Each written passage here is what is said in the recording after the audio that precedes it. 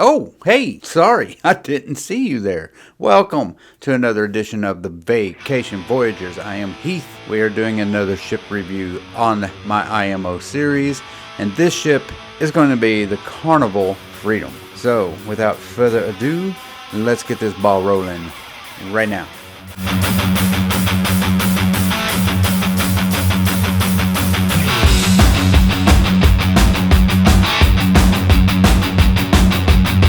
Okay, so I went on that ship back in May, a couple weeks before it caught on fire. So yes, that ship did catch on fire. One of its smoke stacks, the fin, caught on fire 2 weeks after I'd gotten off the ship. They started doing 7-day cruises. Mine was a 4-day cruise, so we just did Nassau and I believe the Princess Keys Island that they own. But they started doing 7 days, and then all of a sudden, poof, caught on fire where they were at an island. I can't remember where they were, but yeah, that's another story. I'm going to give you a ship review of that and what I thought of that ship. Just like I always do, we're going to talk about the layout of the ship, the food, the entertainment, the activities, crew, the room, the bars, muster station, and the casino. All that good stuff. So let's get started right now, starting as usual with the layout of the ship. Right when you enter the ship, that is where you start, is deck 3, the main atrium or the main lobby. It's called the Millennium Lobby. That's where you find guest services. You also find a little entertainment area where they play games and also do some little concerts in that main atrium. They have a bar in the main atrium. They also have chic restaurant on deck 3 on the front side of the ship. That's where you go to your entertainment. It's called Victoriana Lounge. That's where they do their main show. So that's pretty much all on deck 3. There is another side to deck 3, but the problem with that is there's an outside deck that you can walk to the other side of the ship, but you can't get in. You actually have to go up 2 floors to deck 5 to get to the other side of deck 3. And on the other side of deck 3 is the Posh restaurant. So they have 2 main dining room restaurants. One is called Chic, one is called Posh. Both on deck 3. One's on the front of the ship, one's on the aft of the ship. So that's pretty much, that's all on deck 3. Also the art gallery's there as well, that's beside the Chic restaurant, and that is it. So that's deck 3. Okay, so now for deck 4, you pretty much have the exact same thing as deck 3, except everything is the next level up. The Chic restaurant, Posh restaurant, it's 2 floors, 3 and 4, so that's just the upper deck of that, as well as the Victoriana Lounge. That's just the upper part of that theater or lounge, whatever you want to call it. Not a whole lot on deck 4. There is a library where you can go in and get some books. There's also a place called Circle C for kids. Kids can go in and do little activities as well.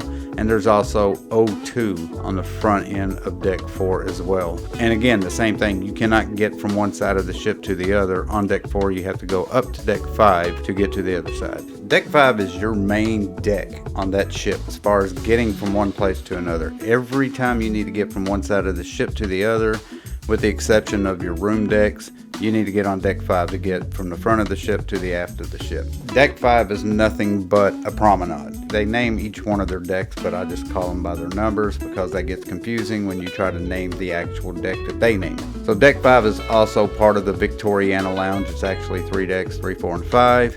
But that's your main promenade. That's where you can get up to all of your shopping. They have jewelry shop, your fun shop, your cherry on top, as well as once you walk through the promenade, that's where you will see the casino. You will find the Red Frog pub, and you will find the piano bar, and you also find the International Lounge, which is where they do more entertainment and comedy on the very back of the ship. And then the 70s nightclub is on the right hand side. The piano bar is a lot of stuff that you will do on this ship is on deck 5. So deck 5 gets extremely crowded, especially when you're at sea, because that's where everything is. They also have the Skybox Sports Bar, which is pretty much connected to the casino, and that's all that's on deck 5. But that's, again, most of your stuff is on deck 5. Okay, for deck 6, 7, and 8, nothing but rooms. Okay, for deck 9, that's your lido deck. That's where you find your pools, your hot tubs. It also is where you go to the Market Street Buffet. It also has the Blue Iguana Guy's Burger joint on the lido deck. It also has the Red Frog Rum Bar. You also have a deli that's located in the marketplace buffet area. They have a sushi bar in the buffet area as well. well. And then on the very aft of the ship is another pool and a hot tub. Pizza Pirate on one side on the aft of the ship. The Seafood Shack on the other side of the ship. So that's pretty much everything that's on deck 9. Okay, for deck 10, there's pretty much only a steakhouse, a barbecue place that you can eat, which is free. It also has the slides right above the Lido deck on deck 10. And that's pretty much all on deck 10. Okay, so for deck 11, the only thing you have on that is the sports deck, which is the basketball court. Also has mini golf. It has a jogging track that's on the aft of the ship. And then on the front of the ship, they have the fitness center and the vitality spa. And that is all you will find on deck 11. Okay, so for deck 12, the only thing you will find is Dr. Seuss Bookville. You also will find Camp Ocean, which is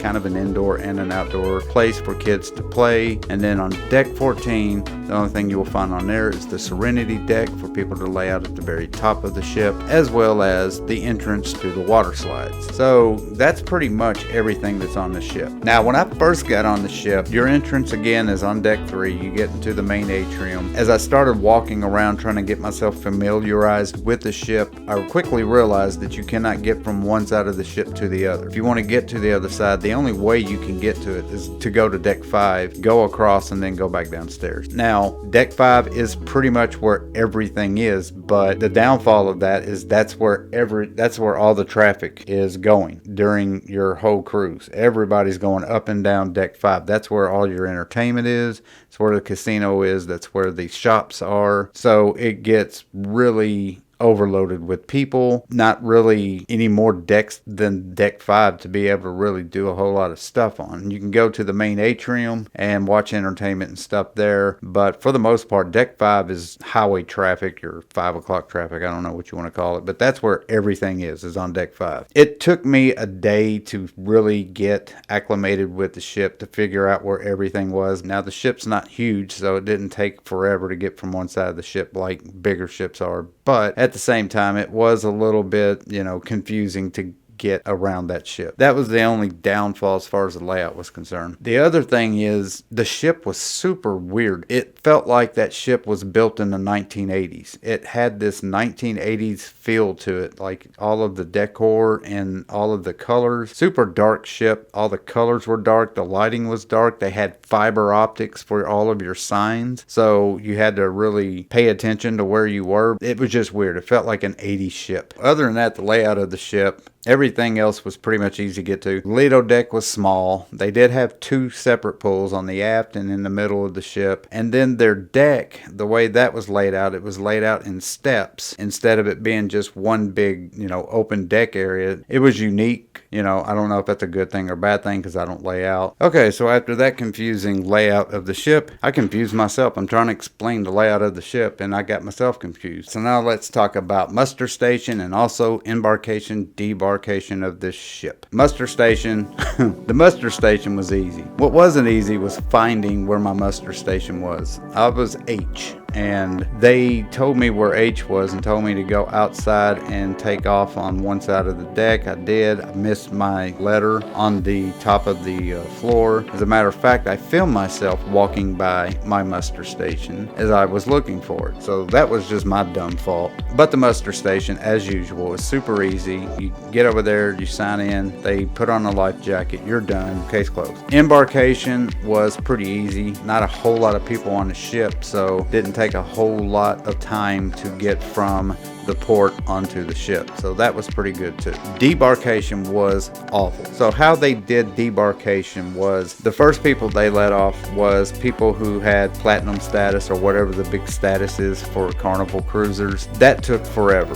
Then they allowed the suites people to get off the ship second, so you had to wait for them. That took forever. Finally, they let us off. We were the third people to get off, and it was for people who had early flights, and there was a lot of people who were in that section for early flights, and everybody had their luggage. From the time that they allowed people to get off the ship until the time I got off the ship, it took me over an hour and a half, and I almost missed my flight because it took them so long to get people off the ship. It was insanely, it was just ridiculous how they managed their debarkation. Once you get off the ship, you're right through. You don't have to deal with all of the customs agents and all that stuff. We didn't have to wait in the long line. You just walk straight out took a picture of your face. If it gave you the green light, you were good to go. Make sure you've got plenty of time to get to your plane, because you could be waiting up to 2 hours to get off the ship, even when they allow people to get off. All right, let's talk about the food. I had problems with this. I almost starved on this ship. Let me just say that. Okay, Carnival Freedom has one paid restaurant. It's called the Sun King Steakhouse, and it was $42 a person. I did not get that because it was a steakhouse. I didn't really care for steak. I was only on the ship for 4 days. They also have the Seafood Shack, which is paid, but it's pretty much you just go and order something and they charge it to your card. Everything else was free. Guy's Burger Joint, which is awesome. They had the Blue Iguana, which is good. They had this barbecue place that was above the buffet, which was good as well. And then they had a little deli and a sushi place inside of the buffet area. And then obviously they had the restaurants, the Posh and the Chic, which was the main dining room restaurants. And then they had the main buffet. So the first thing I'll talk about is obviously everything else except for the buffet. Guy's Burgers was great. The Blue Iguana was awesome. Pizza Pirate was really good. They got really good pizza on that, and you can order a whole pizza. Again, it was free. That was really good as well. I didn't eat at the Seafood Shack, so I can't say anything about that. I did eat at the deli. They have pretty good hot sandwiches like ham and cheese and stuff like that. I'm not a sushi eater, so I couldn't tell you about that. I never did eat in the restaurant because every time that it was my turn to go eat, I had a 6 o'clock dinner. I was usually late and did not make it, so I didn't eat in the main dining room. However, I did eat in the main buffet. It was probably one of the worst buffets I've ever eaten at. I was on there for 4 days and all I ate was Guy's Burgers, Blue Iguana, and pizza, because the little barbecue place that they have above, it was good, but it was only open like 3 or 4 hours every day. You can only get it from like 12 to 4, and that was it. The buffet was the only thing that you can really, besides the pizza place, the buffet was really the only thing that you can get from morning until night. You know, the breakfast buffet was okay. They didn't have a whole lot of options at all. I mean, they had bacon and eggs. They had limited stuff on the buffet for breakfast and for lunch and for dinner. They had these small sections that had maybe 5 or 6 different things that you can choose from, and their food was cold. It wasn't good. I don't think that out of the 4 days that I ate on that ship, I had a good meal at that buffet, and I ate there a lot because, again, I didn't eat in their restaurant and I didn't eat at their paid restaurant. At night, you can't eat at Guy's Burgers. You can't eat at the Blue Iguana at night. You couldn't eat at the barbecue place at night because they close all those down. They only open from like 11 to 4, noon to 4, noon to 3, somewhere in that range. They only open for like 3 or 4 hours a day. And again, their dinner buffets were just,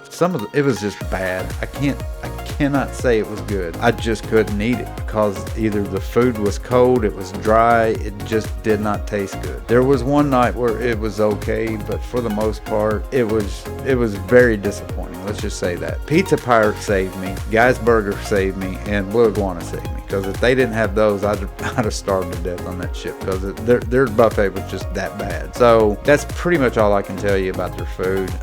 It might be different from other people. Sorry, but that was my food experience on the Carnival Freedom. Now we're going to talk about their entertainment. They did have one show every night, and it was usually kind of a similar show. They kind of just did some singing and dancing, and they didn't have a comedian on that ship when we were on there. They have another lounge where you can watch some bands play, and they have comedy, obviously, in that international lounge, but they didn't have a comedian on that ship when I was on there, so I was kind of shocked at that. They have a 70s nightclub, which was cool, but I was solo in it, so I didn't go into the nightclub or do any of that stuff. But, you know, their piano bar was cool.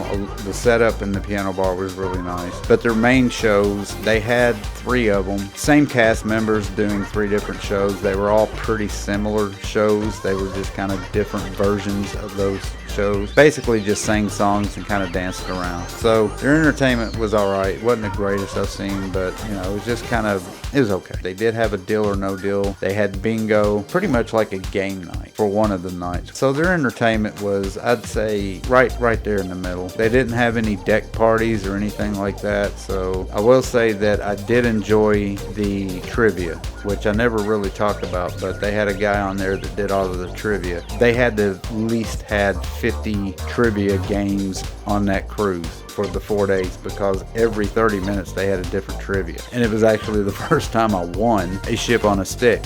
I finally got my win, so I gotta say kudos to the trivia entertainment guy who did those. But yeah, entertainment, mediocre, nothing great about it, nothing horrible about it, just, okay. Okay, so for their activities, it just didn't have a whole lot of activities. They had little small sections for kids, like they had Camp Ocean for kids, like a little outdoor activity area, very small area for them to play on. They did have some water slides. They did have a lido deck pool and an aft pool.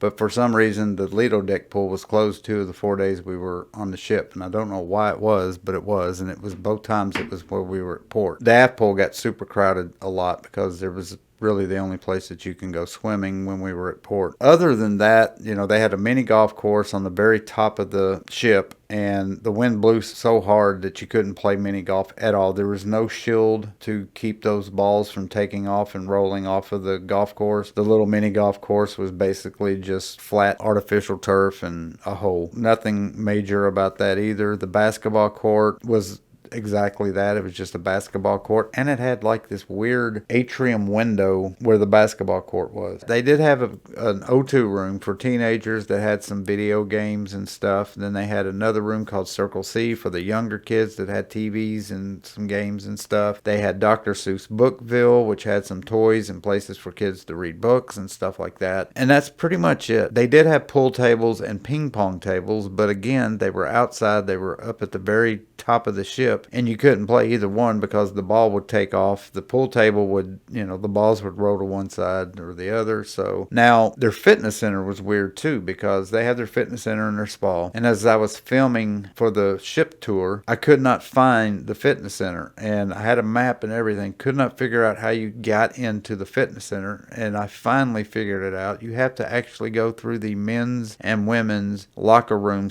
/ bathroom to be able to get to the fitness center where you work out. I found that extremely odd because I wanted to film it, but I didn't want to walk through a bathroom to get to the fitness center. So that was extremely odd. Very small fitness center as well. That's pretty much it. They also had an arcade for kids. They did have some cool little games where they could win big prizes, those little claw games and stuff like that.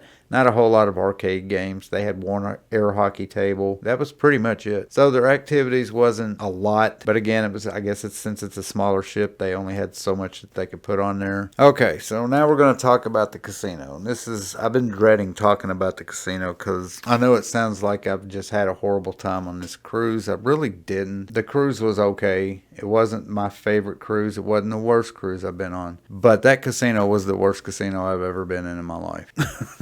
I'm sorry.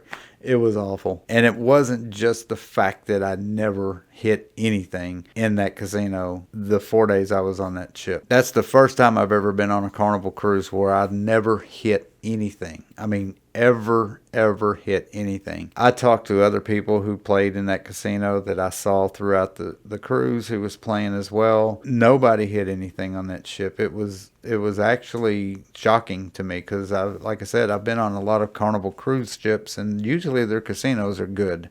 They're a lot better than Royal Caribbean's. But this one was just awful. It was just a horrible experience. That casino was by far the worst casino I've ever been in. By far. The people that work there, and I'm not speaking for all of them, but the people that I talked to and interacted with in that casino were rude. When you're on a cruise ship, you're used to people being nice and being accommodating for you, and these people act like they didn't want to have nothing to do with you. Just an awful experience. Just on that 4-day cruise. So, casino was... All right, now we're going to talk about the room. The room I got was on the aft of the ship. I got a balcony on the aft. It's the first time I ever got a aft balcony room on any cruise that I've been on. And since I was solo, I wanted to experience that because I've usually got it on the side of the ship when I had balconies, never had it on the rear of the ship. The room itself was, again, it was like I walked straight into 1980. It had like this peachy orange glow to it. It had a pleather pink peach looking couch. It did have a queen size bed. The TV was about this big. Smallest TV I've ever seen in a room. The room was clean. The bed was nice. I actually slept pretty good in that room. And again, no USB ports. They had one plug in the entire room. They actually confiscated my multi-port plug that I use for USB ports, and told me that I could not have that on the ship. And I told them that was the only USB port charger I had. And I had all of my camera equipment and stuff, and I could not film without it, or all my batteries would be dead. They told me to go down to the shop and see if they had one down there. So I did. And they sold me one for $20. And it was not the exact same thing that I had, but what I had in my luggage that they took was a 5-port USB port plug. The one that they sold me had 3. What they took from me was better than what they sold me. So that really ticked me off. The fact that they took that and then turned around and sold me one that was worse than what I had, but pretty much the same thing that I had. So that was not cool. Other than that, the bathroom was clean, toilets worked, electricity worked, the TV worked. Balcony rooms were nice, but there wasn't a whole lot of privacy on the balconies because they did not have a full wall that would, block you from the other people in the other rooms. It was more of an angled wall, so you could see what everybody else was doing on everybody else's decks. I know I'm sounding super negative about everything, but it is what it is. It's what I viewed, it's what I saw on that ship. All right, real quick, we'll talk about the bars. They have a lot of them. Casino bar, they had the Red Frog Pub bar, they had the piano bar, they had the alchemy bar. This was all just on deck 5. They had the atrium bar down on deck 3. They had the Blue Iguana tequila bar up on the Lido deck. They also had a Red Frog rum bar on the Lido deck. They had another bar on the aft of the deck. A lot of bars. Tons of bars. I did go to a couple bars and have a couple of drinks. I was there during Cinco de Mayo, so I had to get me a tequila sunrise. So, no complaints about the bars. They served you drinks. The drinks were good. The only issue I did have with bars was in the casino. The servers that were in that casino, when you would ask them for drinks, were rude.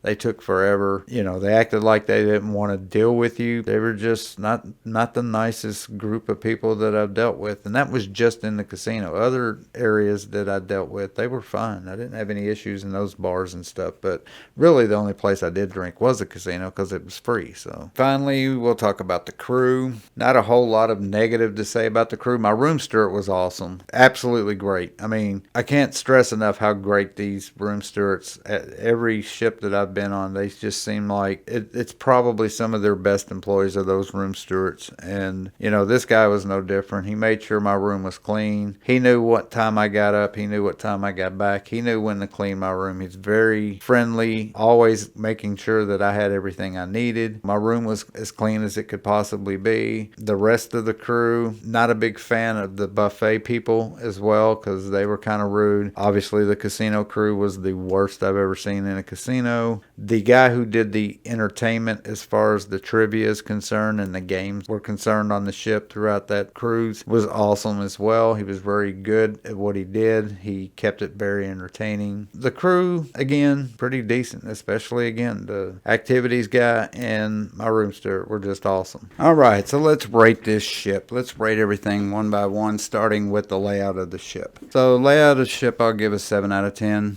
It was very confusing at first to get around the ship to figure out where everything was. It wasn't a huge ship, so obviously once you figured everything out, it didn't take long to get from one place to the other. I did not like the fact that you would have to go up and down the stairs to go from one side of the ship to the other. But other than that, everything was pretty accessible. It's a very dark ship, meaning that the lighting on that ship is very dark. It's not grim, just very dark colors, very dark atmosphere everywhere you went. And again, it was like a little 80s vibe thing. I don't know if that's what they were going for when they built that ship, because I know they built that ship in the 2000s. One thing I did like about the layout that I did not mention was they have an art gallery, but what they did with the decor of the ship is they put art on every floor, on every wall, everywhere throughout that entire ship. And I've never seen that before. Usually when you see art from the art gallery, it's just in one section. This was spread out throughout the entire ship, and I thought that was pretty cool. It was the first time I ever seen that, so that was cool. But it was just a weird vibe ship. It just,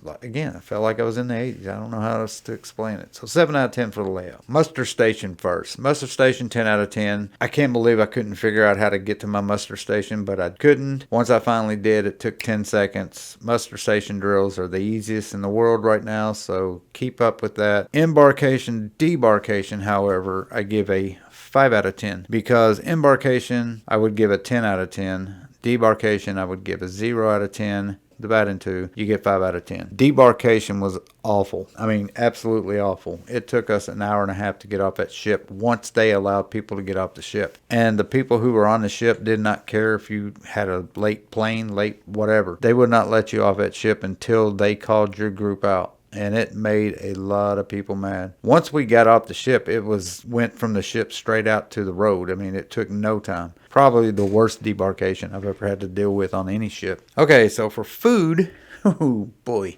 6 out of 10. Guy's Burger, Blue Iguana, Pizza Pirate saved me on that cruise. I did not eat a paid restaurant. I did not eat at the steakhouse, so I cannot judge that one. I did eat at that little barbecue restaurant that they have up above the buffet. But like all that food I just mentioned was really good. The only issue with it was it's only open from like 12 to 4. Besides the Pizza Pirate, the only place that I could eat was the buffet after 6 o'clock. The main dining room, I did not eat at. Once I went to the buffet, every time that I tried it, it was just not good. Breakfast, it wasn't good. Lunch, it wasn't good. And dinner, it wasn't good. They did not give you a very good variety of food choices on the buffet. And what they did have that you did like wasn't good. Either the food was cold or the meat was dry. So 6 out of 10 for the food. And the reason why it's getting a 6, again, because of Guy's, Blue Iguana, Pizza Pirate. It saved me on that trip. Okay, now for the entertainment part. Entertainment, I'll give a 6 out of 10. Wasn't the greatest entertainment on the ship, wasn't the worst. They did not have a comedian on the ship. That bummed me out. Again, the Deal or No Deal thing was cool because you got to play and interact with it. You got to watch somebody get up there and try to win money, so that was fun. And then they did the bingo afterwards at night. So entertainment was okay. Now, they did have a really good band that played in the main atrium every night. And obviously they had their violin players that are kind of a staple for Carnival ships. So that was cool. But the shows, again, they were okay. They were pretty much the same shows every night, just different songs. Best way I can describe it. So 6 out of 10 for entertainment. Okay, now for the activities. Activities I'll give it a 6 out of 10. Again, and the only reason why I'm giving it that low of a score is because it's not a big ship, so you can't expect too much going on that ship. But even the stuff that they did have, you couldn't do it because, again, the mini golf you couldn't play because the wind blew too hard. The basketball court had some kind of atrium window beside it, which was weird. They had slides that kids could slide down. I think they had 2 slides. Their pool wasn't open half the time on the Lido deck. Plus, the way that they had their deck set up, they only had so many chairs that they could put on each level of the deck. So that kind of limited the space as far as people being able to lay out. 6 out of 10 for the activities, just not a whole lot of options. Now, the one good thing about the indoor activity stuff as far as that trivia is concerned, they didn't have a whole lot of different games, but they had a ton of trivia. And I finally did win my ship on a stick, so thank you very much for that. Yeah, I played about 7 or 8 trivia games. That's how many they played during a 4-day cruise. Okay, now for the room. Room I will give a 7 out of 10. And the only downfall to the room was I can't really talk a lot about the decor. The decor is what it was. If I didn't like the decor, that's not as big as a deal as the cleanliness of it. And the room was clean, so I can't complain about that. The TV in the room was super small. It was like a 19-inch TV. I did love the fact that I was on the aft of the ship on the balcony. I love that perspective being on a ship, seeing the wake of the ship going. The room was nice. It was clean. Again, the bed was surprisingly comfortable. Toilets worked. So 7 out of 10 for the room. All right, now for the casino. The casino, I am going to give the lowest rate I've ever given anything on my reviews. 2. And I shouldn't give it a 2. I really shouldn't. I should give it a 0 out of 10. I will give it a 2 out of 10 just because their machines lit up. I guess I'll give it a 2 because I hit one pull for $15 at one point in time during my 4-day cruise. The machines did not pay off at all. The servers were rude. They took forever to get you a drink. They did not keep it clean as far as picking up other people's trash and their bottles and beer and stuff that they would leave on the casino. If it was there when you left, an hour later you'd come back, it would still be there. So their casino was very disappointing. 2 out of 10 on the casino. Absolutely awful. The worst casino I have ever been in on anything. Ship, land, sea, doesn't matter. The worst casino ever. Okay, now for the bars We'll give it a 9 out of 10 just because I've given everything else such a lower rating. It seemed like everything was clean and ran really well, and they seemed to be very accessible and nice when you talk, when they were talking to other people and interacting with other people. So yeah, bars, 9 out of 10. And finally, the crew, I'll give the crew a 7 out of 10. And the reason why I'm giving them so low is because of the casino people. They really shot that score way down. The room steward was absolutely awesome. I would have given him a 10 out of 10. The servers in the buffet weren't the nicest people in the world. They were kind of rude, so they were part of that. What did I give it, a 7 out of 10? I should give them a 6 out of 10 because, yeah, the people in the buffet weren't the nicest people either. Casino and buffet, those were the two really big downfalls on that cruise. But the crew members in general, the people that work the fun shops and all the stores and stuff like that, the bartenders, the entertainment people, the guy who did the trivia and stuff, he was awesome. The cruise director was really good too.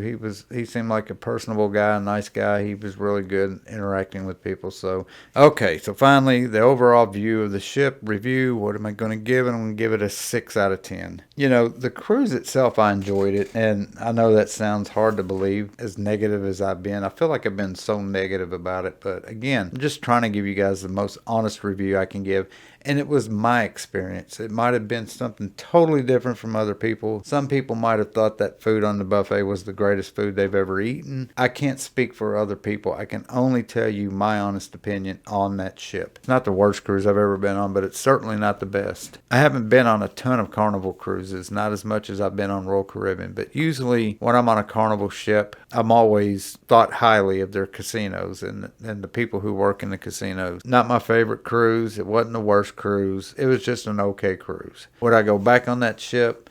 No. But again, it wasn't for me. That might be something different for you guys. Just giving you my honest opinion of it. And again, it is my opinion, hence the IMO. I hope this helped somebody. I hope you guys enjoyed this video. I'm sorry I was so negative on this video. I felt like I was super negative. I try not to be. But again, I'm not going to lie to you. If I didn't like it, I didn't like it. Okay, so that wraps up this episode of IMO, in my opinion. Thank you guys so much for watching. Please hit that subscribe button. It does nothing but help my channel. I really appreciate everyone who has subscribed, and I hope you will subscribe. I can't say any more. It's free. It costs nothing. Our next vacation is coming up. We'll be back on the Mardi Gras, and I am going to be taping the crap out of that, and I'm looking forward to it because it's been the last cruise I've been on since May, which was the Carnival Freedom. Looking forward to getting on another ship. Hopefully everything goes smooth. Thank you guys so much for watching. I appreciate it. Again, hit that subscribe button, hit that like button, hit that share button. And there I go pointing again. I'm sorry I keep doing that. Point to everybody. Point, point, point. Peace and love. I will see you next time. Bye.